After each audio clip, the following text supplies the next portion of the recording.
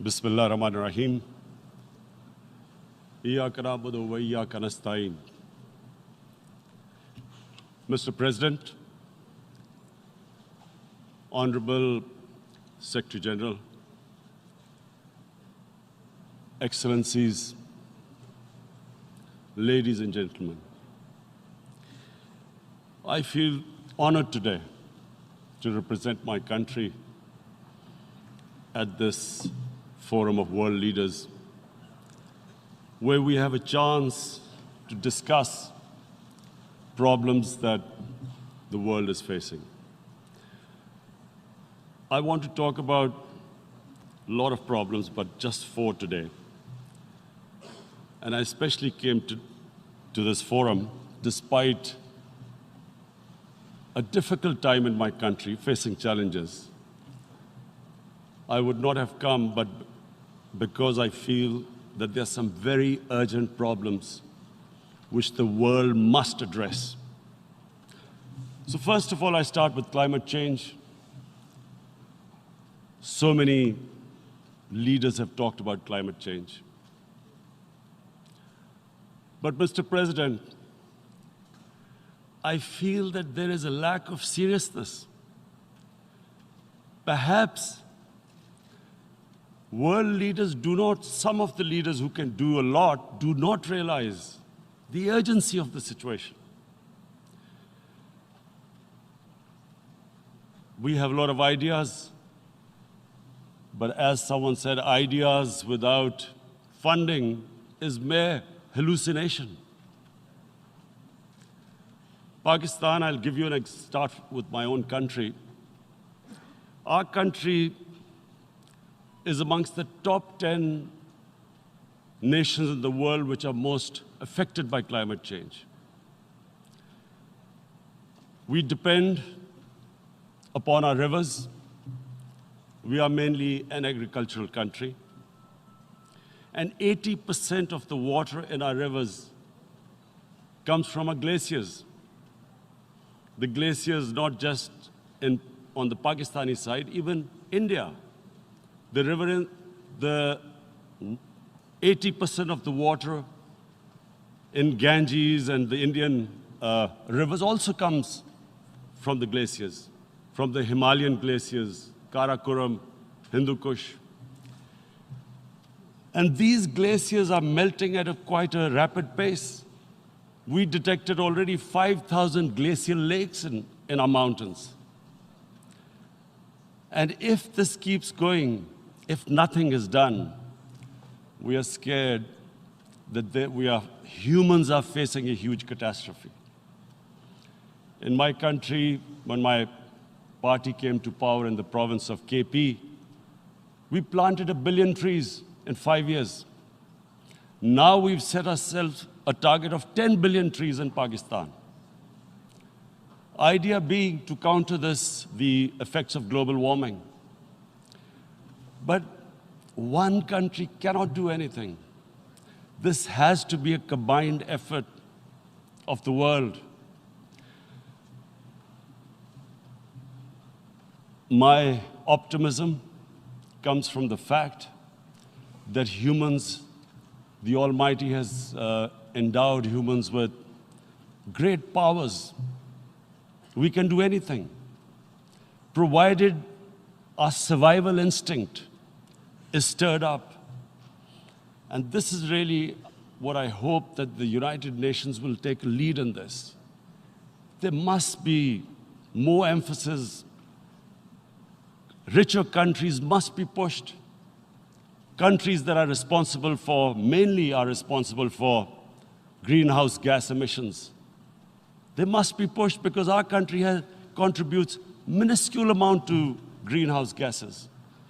So I feel that the United Nations must take leadership in this. My second issue for me right now is even more critical. Mr. President, every year, billions of dollars leave the poorer countries and go towards rich countries. billions of dollars siphoned off by the ruling elites of the developing world. And they find their way into Western bank accounts, offshore accounts, tax havens, expensive properties hidden behind companies bought in Western capitals. Mr. President, this is devastating the developing world. This is causing more poverty, debts. It's impoverishing the developing world. The difference between rich and poor countries is growing because of this. Money laundering, which happens because money leaves the poorer countries into rich countries, is not treated the same as, for instance, money from drugs or terror financing. The seriousness which terror financing and money from drugs, the way it is treated, it's not the same. The way the poor countries are being plundered by their elites. It's not happening. In my country, when I took charge of our government a year back, in the 10 years preceding that,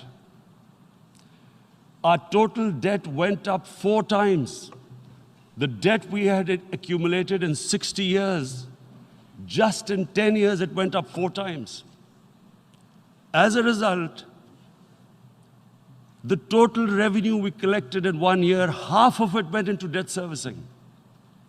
How are we going to spend money on our human beings, 220 million people, when half the money is going into debt servicing?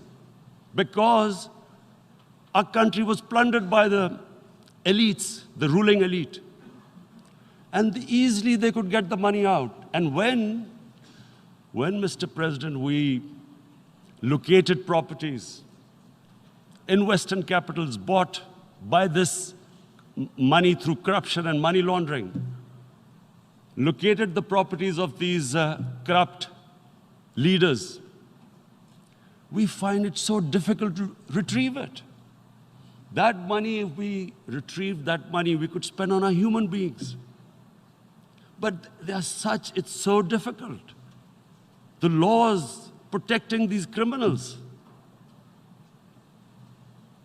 We do not have the sort of money to have expensive lawyers and spend millions and millions of dollars. We need help from the rich countries. And Mr. President, it's critical. The rich countries must show political will. They cannot allow this to happen. How can the poor countries spend money on human development, which the United Nations asks, SDG? How are we going to do it when this money can easily leave our countries? So, unless the rich countries intend to build walls to stop economic refugees coming as we see right now, they must take action. They must take action now. It must be a deterrent. Corrupt ruling elites should not be able to take money out easily and park it into foreign bank accounts and into these properties abroad. And I never understand why. Why do we have these tax havens? Why is this allowed? Why shouldn't rich people pay taxes? Why is it legal to have these tax havens where you have these secret accounts? Because, the world is changing. The population of the world is growing. Sooner or later, you're going to have a crisis. If the poor get poorer and the rich get richer, there is going to be a crisis sooner or later. So this is my second point. I hope that the United Nations takes a lead in this. It involves the IMF, the World Bank, Asian Development Bank. They must find a way of stopping this plunder of the developing world. My third point is Islamophobia. There are 1.3 billion Muslims in this world. There are millions of Muslims living in other countries, European countries, in the US, as minorities. Islamophobia, since 9/11, has grown at a pace where it is alarming. Human communities live together. There should be understanding amongst them. But Islamophobia is creating a division. Muslim women wearing hijab, it's become an issue. It's become an issue in some countries. Hijab is some sort of a weapon. A woman can take off her clothes in countries, but she can't put on more clothes. How is this happening? Because of Islamophobia. And how did this Islamophobia start? After 9/11. And why did it start? Because certain Western leaders equated terrorism with Islam. Islamic terrorism. Radical Islam. What is radical Islam? There is only one Islam, and that is the Islam we follow of Prophet Muhammad sallallahu alaihi wasallam. There is no other Islam. Radical Islam, Islamic terrorism, what message did they send to people in the West, and why is there Islamophobia? How is a person in New York, in the Midwest, in the US, in European capital, how is he going to distinguish between who is a moderate Muslim and who's a radical Muslim? Because terrorism has nothing to do with any religion. This Islamic terrorism, Islamic radicalism, and sadly used by leaders, this has been the main reason for this Islamophobia. And it has caused pain amongst Muslims. We in Muslim countries watch this Islamophobia traveling abroad, and it's getting worse. And may I just say, Mr. President, that in European countries, it is marginalizing Muslim communities. And we all know that marginalization leads to radicalization. Some of the people who ended up as militants in Syria and other places were from marginalized Muslim communities. And my point here is that we must address this issue. I'm sad to say that we Muslim leaders have not addressed this issue either. After 9/11, when this thing came about war against radical Islam, rather than Muslim leaders trying to explain to the West that there is no such thing as radical Islam, in all human communities, they are radicals. They're liberals and rest are moderate. All human communities, Christians, Jews, everyone has it. But Islam is not radical, neither Judaism, neither Christianity, neither Hinduism. No religion preaches radicalism. The basis of all religion is compassion and justice, which differentiates us from the animal kingdom. But unfortunately, the Muslim leadership was so scared of being called radical Islam that all of them became moderates. In Pakistan, we were in the eye of the storm, and our government coined a phrase called enlightened moderation. No one knows what it meant, but everyone started putting on Western suits that they were moderates, started speaking. Even those who didn't know English would speak English because they were moderates. No one had a clue what it was, because we, in the Muslim world, did not explain to the West that there is no such thing as radical Islam. One of the reasons why, after 9/11, Islam was supposed to be equated with terrorism was suicide attacks. Because the 9/11 bombers did a suicide attack, all sorts of theories came up that the Muslims are involved in suicide attacks because they will get virgin in heavens. Some came up with, what about women, suicide attackers? So this bizarre thing happened. No one explained. Suicide attacks and Islam were equated. No one did research that before 9/11, the majority of suicide attacks in the world were by Tamil Tigers, who were Hindus. No one blamed Hinduism, and quite rightly. What has Hinduism got to do with what desperate people were doing in Sri Lanka? We all know we've seen films about Japanese kamikaze pilots at the end of the Second World War doing suicide attacks. No one blamed the religion. But here we were trying to prove we were moderates and not explaining to the West. But the most important thing I wanted to say here today, in explaining this Islamophobia, Mr. President, and I feel it's very important because I played professional sport in England, I spent a lot of time there, so I know how the Western mind works and how West views religion. So where the misunderstanding about Islam came. And one of the reasons it caused Islamophobia. That was, in 1989, this book was published, maligning, insulting, ridiculing our Prophet Muhammad sallallahu alaihi wasallam. And there was a reaction in the Muslim world. The West couldn't understand what was the problem. Because in the West, because I have spent so much time in the West, religion is perceived completely differently. They don't look upon religion like we do. And so, Islam was supposed to be an intolerant religion. It was against freedom of expression. And Islam took a real beating 30 years ago. I still remember it became a watershed. And every 2 or 3 years, someone would malign our Prophet, peace be upon him. There would be a reaction by the Muslims. And again, it was Islam, an intolerant religion. Again, this time, I blame a certain section of the people in the West who deliberately provoked this, knowing the impact it would have.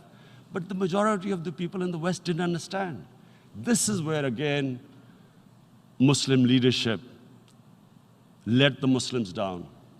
We should have explained to them what our Prophet, peace be upon him, means to us. So in 1 minute, I'll try and explain what he means to us. Our Prophet was the witness to the divine book, the Holy Quran. The Holy Quran is the book of guidance for Muslims, and the Prophet's life was living the Quran. He was an example of what the Quran guided us to be. So he is the ideal we all try to get to. The Prophet created the state of Medina, the first state in Islam. That state was the basis of a Muslim civilization which became the predominant civilization for the next 700 years. And what was that state? I hear such strange things about Islam, that it is against women, it's against minorities. The first state of Islam in Medina, it was the first time a welfare state was set up. The state took responsibility of the weak, widows, orphans, poor people, handicapped. It taxed the rich, spent the money on the poor. The state announced that all human beings are children of Adam, hence equal, whatever the color of their skin. The state announced, the Prophet announced that, and slavery, the whole system depended on slavery as it did for many years in the Western societies. The Prophet said that one of the greatest deeds is to free a slave. But because the society depended on slavery, he said, but if you have to treat them as an equal member of the family. And as a result, something happened in a Muslim world which hasn't happened in any other civilization. Slave dynasties appeared. Slaves became kings. The Mamluks, slaves who ruled Egypt. In India, there were slave dynasties. And then, with minorities, again, you hear that Islam is supposed to be against minorities. Let me just make this clear. In Islam, the Prophet announced that everyone was free to practice his religion. It was a sacred duty to protect the places of worship of all religions. He announced that every person is equal in front of law, whatever his religion or his color. And this incredible case, and I always quote this, that the fourth Khalifa, the head of state of Medina, he lost a court case against a Jewish citizen. So, number one, it showed there was a rule of law, no one was above law. And number two, that a Jewish citizen was an equal citizen. So, Mr. President, when a Muslim society is unjust to its minorities, it is going against the religion of Islam and our Prophet, peace be upon him. So, it is important to understand this. The Prophet lives in our hearts. When he's ridiculed, when he's insulted, it hurts. As we human beings understand one thing, the pain of the heart is far, far, far more hurtful than physical pain. And that's why the Muslims react. And I always thought that if I ever had the stage, I would try and explain this to the world community, especially to the Western community, because having lived in the Western community, people didn't understand this. When I first went as a teenager to England, there was a comedy film on Jesus Christ. It's unthinkable in Muslim societies. So we need to explain that, look, in a human community, we must be sensitive to what causes pain to other human beings. We have,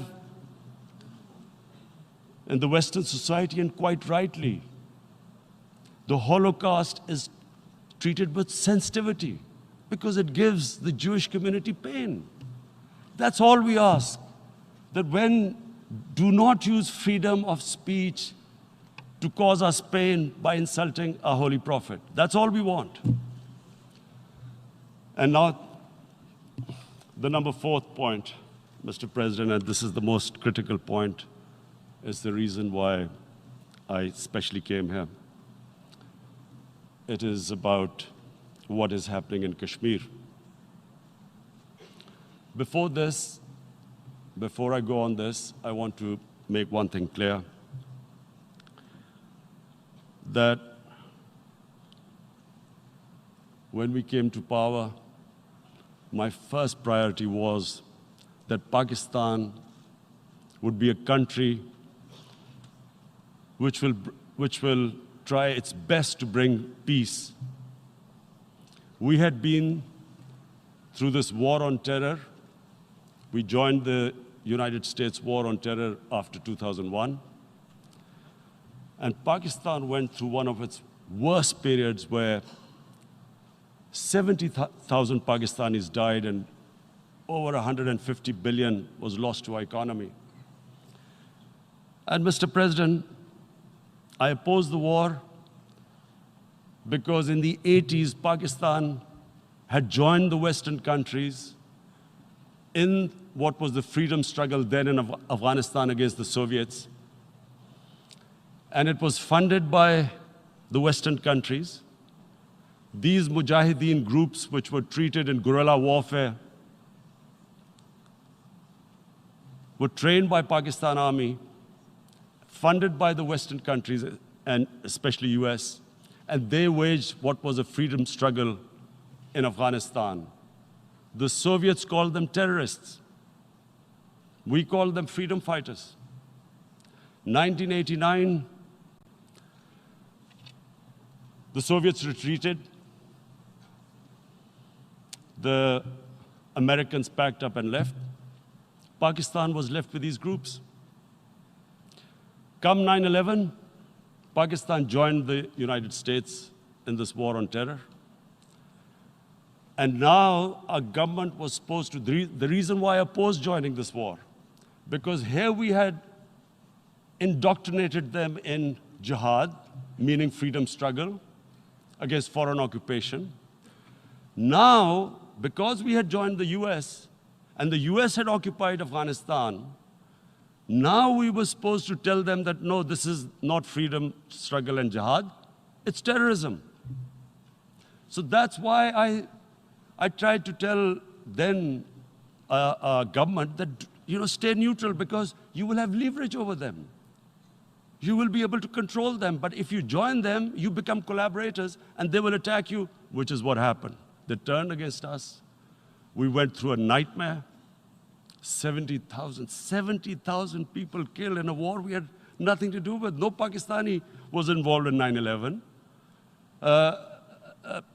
Taliban were in Afghanistan. Al-Qaeda was in Afghanistan. What had we to do with it? 70,000 Pakistanis died.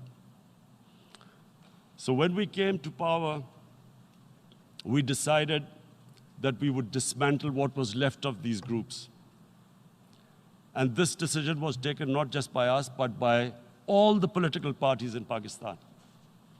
Unfortunately, they didn't implement it. So we came to power, we decided to implement it, and we dismantled whatever was left of the groups. And I know that India keeps accusing us that there are these groups there. I would like the United Nations to send observers, see for themselves what we've done. No Pakistani government would have dared to do this because it would have created strife. But we decided that there would be no militant organizations in Pakistan. So I need to give you this background and to what I'm going to say later on. And secondly, we started mending fences. I invited the Afghan president. We developed a relationship with Afghanistan. We had problems with Iran. We mended fences there. And then India. Now let me just give you a little background about my relationship with India. Because of cricket, and cricket being it's a passion in the subcontinent, I had great following in India. I have friends in India, and I loved going to India. So immediately, when my party came to power, the first thing we did was to immediately reach out to India. And I spoke to President Modi, and I said, look, we have similar problems. Climate change, poverty, let's get together. Let's resolve our differences through trade. Let's build a relationship on trust.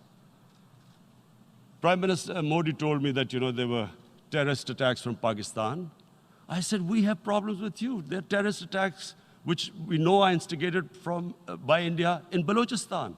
We caught a spy, Kulbhushan Yadav, who admitted what the sabotage going on in Karachi and Balochistan. So we said, look, let's leave that behind. Let's move forward. Our main priority should be our people. The highest number of poor people live in the Indian subcontinent. Unfortunately, didn't make any headways. Our foreign ministers were supposed to meet on this in the UNGA last year. India canceled it.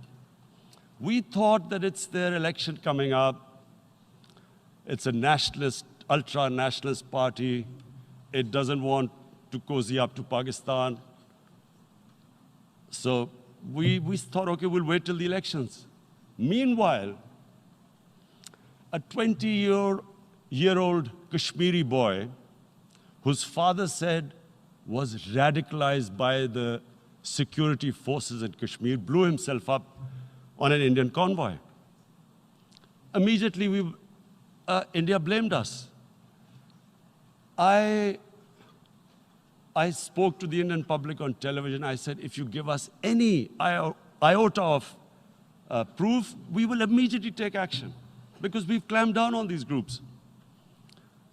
Rather than sending us any proofs, they sent their jets in, they bombed us.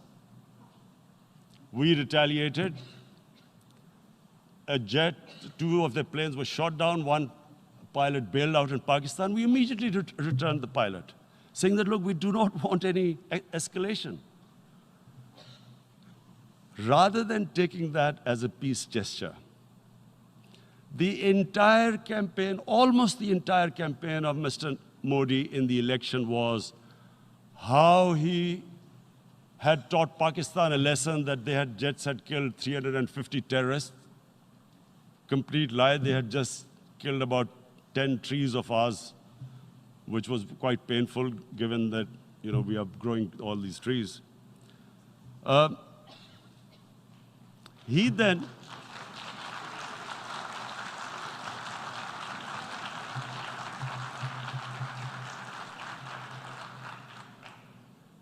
the election campaign, Mr. Modi used words like, this is just a trailer, the movie is about to start.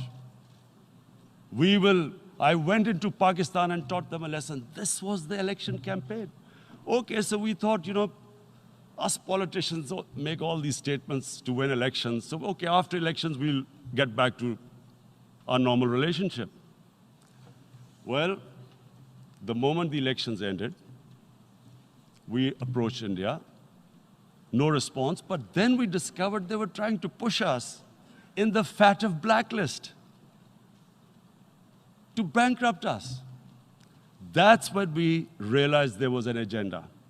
And that agenda became obvious on the 5th August when India went against 11 United Nations Security Council resolutions, which say that Kashmir is a disputed territory and the people of Kashmir have the right of self-determination. They went against that. They went against Simla Accord, which is about bilateral, sorting out our differences through bilateral means, went against that. They actually went against the Indian Constitution. Illegally, they revoked Article 370, which gave Kashmir the special status. They got an extra 180,000 troops there.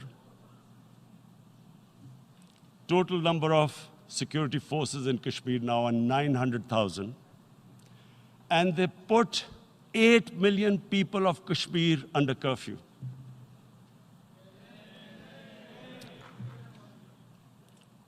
Mr. President, now I just briefly want to make the people understand, how can anyone do something like this? And for that, I have to explain to you what is RSS. RSS, Mr. Narendra Modi is a life member of RSS. RSS was an organization that was inspired by Adolf Hitler and Mussolini, came about in 1925. They believed in racial purity, racial superiority.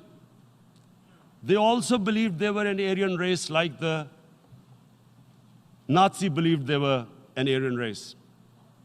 All that I'm saying can be verified. This is the time of information revolution. You can Google all this, what I'm saying. But it is very important for me to explain this to you so you know what is happening in India. This RSS believed in the ethnic cleansing of Muslims from India. At one point, there was racial superiority of the Hindu race. Secondly, it was hatred for the Muslims and for the Christians, because they believed that this golden age of Hindu civilization was stopped because of Muslim rule centuries back and then the British rule of India. So it was racial superiority and hatred for Muslims and Christians. This is openly stated. You look at the founding fathers of RSS, Golwalkar and Savarkar. Just Google them and you'll find out. And this ideology of hate is what murdered the great Mahatma Gandhi in 1948. It was this ideology of hate that made Narendra Modi in 2002 do a pogrom against Muslims in Gujarat when he was the chief minister. He allowed 3 days for these RSS goons who were inspired by the Hitler brown shirts. They actually wear brown shirts. This RSS, the Congress Home Minister gave a statement that in RSS camps, terrorists are being trained. And these terrorists butchered 2,000 Muslims and 150,000 Muslims were made homeless. Narendra Modi could not travel to the US because of that. And I need to make you understand this background before I explain to you that what sort of a mindset would lay siege to 8 million people with 900,000 troops. Women, children, sick people, locked in as animals. In fact, of what I know of England, if 8 million animals were locked in, the RSPCA would have made a lot of noise about it. These are human beings.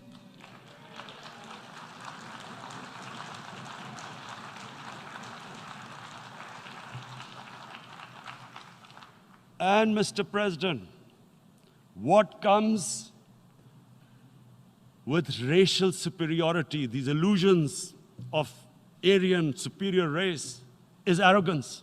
The two go together. And it's arrogance that makes people make mistakes and do stupid things. Cruel things like what Narendra Modi has done. It's sheer arrogance. And it's arrogance that has blinded him from the fact that what is going to happen when the curfew is lifted? Has he thought about it? This hasn't been thought through. What is he going to do when he lifts the curfew? Does he think that people of Kashmir will quietly accept the status quo because India has changed the constitution and taken away the special status? They'll accept that? Mr. President, 100,000 Kashmiris have died in the past 30 years because they were denied the right given by the United Nations, the right for self-determination. 100,000 have died and 11,000 women have been raped. There are 2 human rights, United Nations human rights reports on this. The world hasn't done anything because India is a huge market, 1.2 billion people. Sadly, the material prevails over the human. But this has serious consequences. Again, I repeat, that's why I'm here. Look, what is going to happen when the curfew is lifted will be a bloodbath. The people will come out. There are 900,000 troops there. They haven't come to, as Narendra Modi says, he's done this for prosperity of Kashmir. This is supposed to be for the development. These 900,000 troops, what are they going to do when they come out? There'll be a bloodbath. Has he thought it through what happens then? Mr. President, has anyone thought that what happens when there is a bloodbath? What do you think the impact will have on people of Kashmir? What do you think they will think? The way they have been boxed in their houses, treated like worse than animals, no rights. Thousands of all the political leadership has been arrested, taken out of Kashmir. Even those Kashmiri leaders who were pro-India have been taken out. 13,000 boys have been picked up and taken to God knows which destinations. So what do they think? What will the people of Kashmir do when they lift the curfew? They will be out in the streets. And what will these soldiers do? They will shoot them.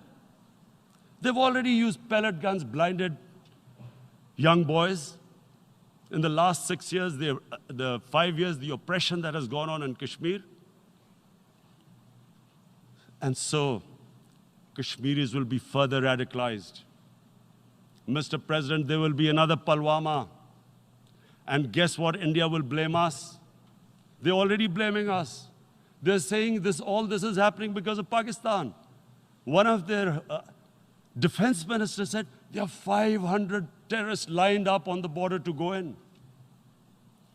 Why would Pakistan send 500 terrorists when there are 900,000 troops? What impact are they going to make? What will they do? And why don't we know that the moment there is some terrorist attack, all that will happen is there'll be further cruelty and oppression of the people of Kashmir. We will just give the 900,000 troops to further crush the people of Kashmir.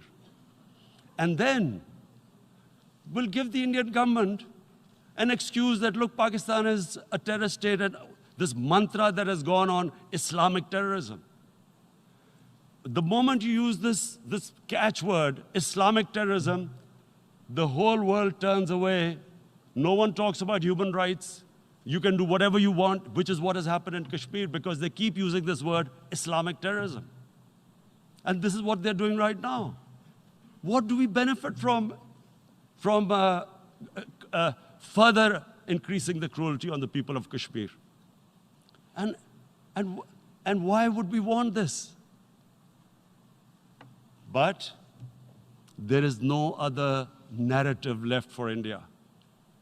As when they lift the curfew, whatever happens, Pakistan will be blamed, and there is always a danger of another Pulwama. They might come and bomb us again, and then another cycle might start. And what does Narendra Modi think? That 180 million Muslims of India are thinking right now. Aren't they watching these Kashmiris stuck inside for 55 days they've been stuck in? Aren't they watching? What do you think? Don't you think that the Muslims will be radicalized in India? And I'm talking about 180 million people. And when they get radicalized, there will be some incident in India somewhere down the line. Again, we will be blamed. And I'm warning you right now, again, we will be blamed. And Mr. President, what about 1.3 billion Muslims who are watching this? And they know that it is only happening in Kashmir because they're Kashmiri Muslims. This is not happening to Kashmiri Hindus.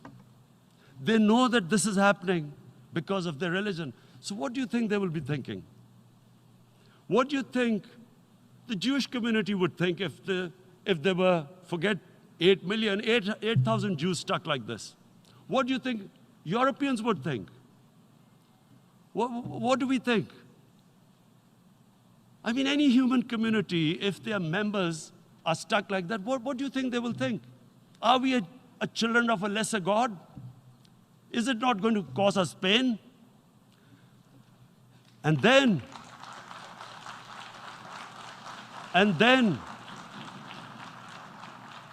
I'll tell you what will happen. People will, in the 1.3 billion Muslims, someone will pick up arms.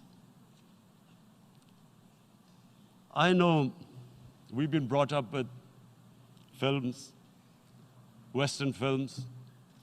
This good, decent guy doesn't get justice. He decides to pick up a gun and start seeking justice. There was a film made in New York, famous film called Death Wish. This guy gets mugged by and his family, his wife gets killed or something. He can't get justice. He picks up a gun and he goes around shooting muggers. And the whole cinema cheers him on. So what do you think the Muslims are thinking right now? If there is a bloodbath, there will be Muslims becoming radicals, not because of Islam, but because of what they will see that there's no justice when it comes to Muslims. There were Rohingya Muslims, Myanmar, who are, God knows, almost 1 million people out, ethnic cleansing. What was the response of the world community? So what do you think will be the response of 1.3 billion Muslims? I picture myself. I'm in Kashmir. I've been locked up for 55 days. I have heard about, and there are rapes, Indian Army going into homes, soldiers. Would I want to live this humiliation? Would I want to live like that? I would pick up a gun. You're forcing people. You are forcing people into radicalization. When people lose the will to live, what is there to live for?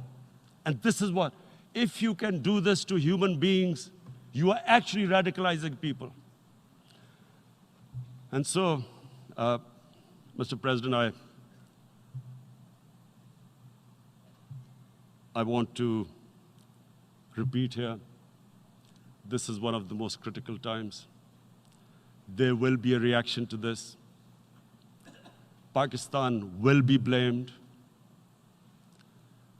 2 nuclear-armed countries will come face to face like we came in February. And before we head in that direction, the United Nations has a responsibility. This is why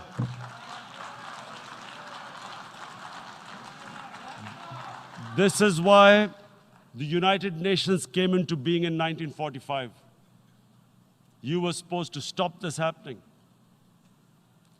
I feel we are back to 1939, Munich. Czechoslovakia has been taken, annexed. What is the world community going to do? Is it going to appease a market of 1.2 billion, or is it going to stand up for justice and humanity?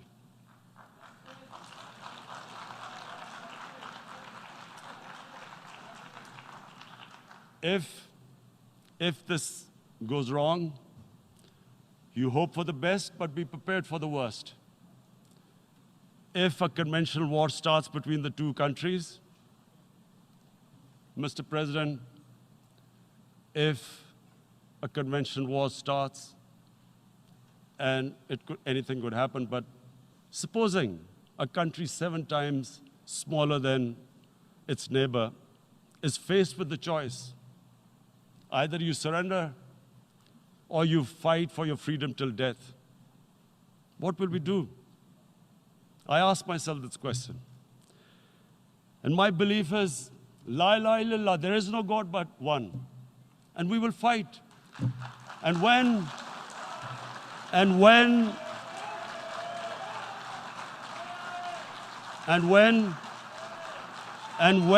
a nuclear-armed country fights to the end, it will have consequences far beyond the borders. It will have consequences for the world, which is why I repeat I'm here. Because I'm warning you, it's not a threat. It's a fair worry that where are we headed? And I've come here to tell the UN, you've got to, this is a test for the United Nations. You are the one who guaranteed the people of Kashmir the right of self-determination. They are suffering because of that. And this is the time. This is the time not to appease like in 1939 appeasement took place. This is the time to take action. And number 1 action must be that India must lift this inhuman curfew, which has lasted for 55 days. It must free all political prisoners, and especially those 13,000 boys that have been picked up. Parents don't know where they've disappeared. And then the world community must give the people of Kashmir the right of self-determination. Thank you.